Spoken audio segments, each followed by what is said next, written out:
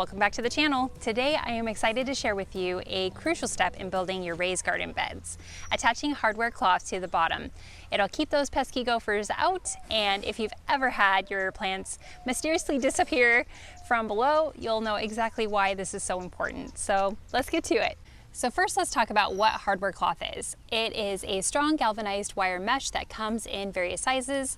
The one that we use is the 1/2-inch openings, which are perfect for keeping out gophers and other small critters while still allowing water and nutrients to pass through.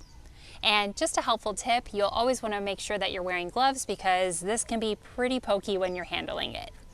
A piece of advice when it comes to building your raised garden bed is to make sure to take into account the measurement of the hardware cloth. I recommend basing the measurement of your raised garden bed by the width of the hardware cloth, and that way you won't have to cut the hardware cloth more than necessary. So to start, you want to measure the length and width of your garden bed. So before we placed our hardware cloth, we put down some weed barrier, or also known as landscape fabric, first. This will prevent the weeds from getting into our raised garden bed.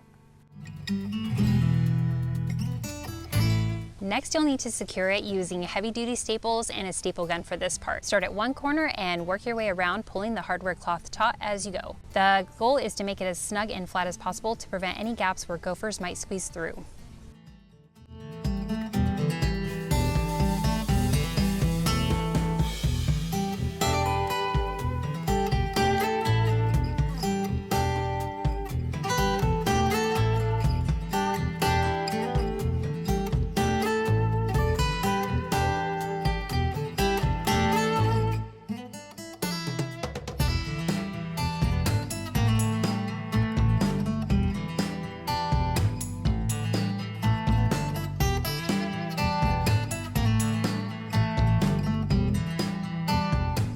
So there you have it. Our hardware cloth is hard at work, providing a solid barrier against gophers and other burrowing pests, and it ensures that all your hard work doesn't go to waste.